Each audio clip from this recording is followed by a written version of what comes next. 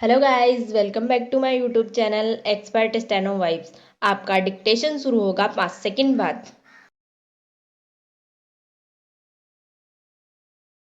Start.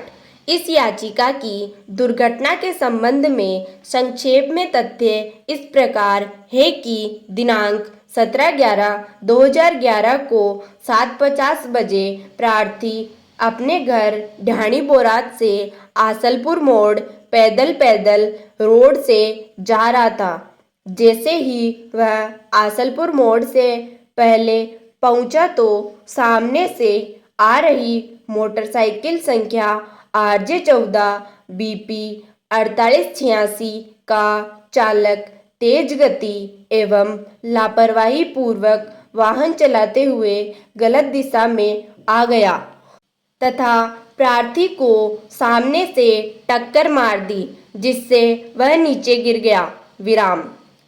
दुर्घटना में उसका दाहिना हाथ टूट गया एवं उसमें फ्रैक्चर हो गया तथा शरीर के अन्य कई स्थानों पर गंभीर चोटें आई। विराम। घायल अवस्था में उसे उपचार हेतु मनोज फ्रैक्चर अस्पताल हाथोज जयपुर ले जाया गया। विराम। उक्त घटना की रिपोर्ट आवेदक द्वारा दर्ज करवाई गई। विराम। उपचार में व्यस्त रहने के कारण रिपोर्ट दर्ज करवाने में विलंब हुआ। विराम। उक्त दुर्घटना अपराधी संख्या 1 द्वारा मोटरसाइकिल संख्या RJ14BP 4886 को तेज गति एवं लापरवाही पूर्वक चलाकर टक्कर मारने के कारण घटित हुई। विराम पेरा।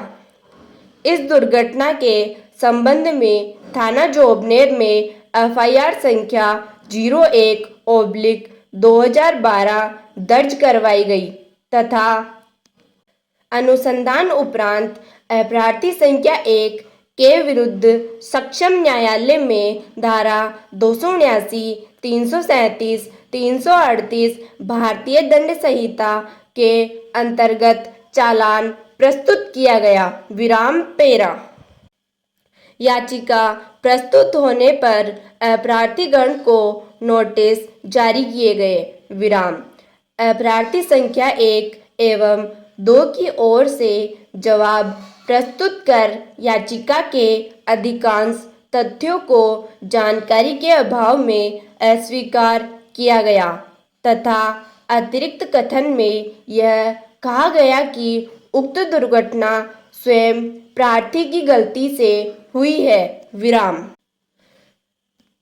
दुर्घटना में सम्मिलित मोटरसाइकिल संख्या RJ14BP 4886 अपराधी संख्या 3 बीमा कंपनी के यहाँ बीमित थी। विराम। उक्त दुर्घटना की तिथि पर वाहन बीमित होने के कारण बीमा अवधि में घटित दुर्घटना के लिए उत्तरदायित्व अपराधी संख्या 3 का बनता है। विराम।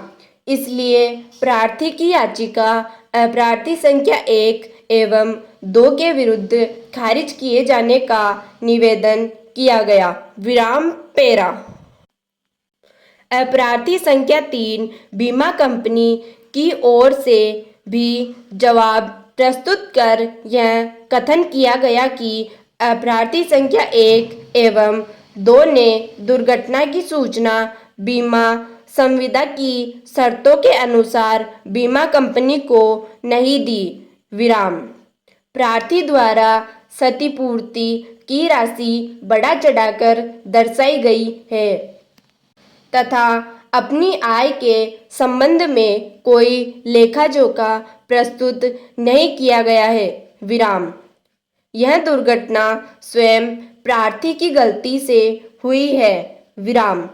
प्रार्थी ने पुलिस से सांठगांठ कर तथा अपराधी संख्या 1 एवं 2 से मिलीभगत कर क्लेम राशि प्राप्त करने के उद्देश्य से यह प्रार्थना पत्र प्रस्तुत किया है। विराम। प्रार्थी द्वारा प्रथम सूचना रिपोर्ट घटना के लगभग 45 दिन बाद दर्ज करवाई गई, जिसका कोई संतोषजनक स्पष्टीकरण प्रस्तुत नहीं किया गया। विराम। अतः जवाब प्रस्तुत कर प्रार्थी की याचिका खारिज किए जाने का निवेदन किया गया। विराम समाप्त।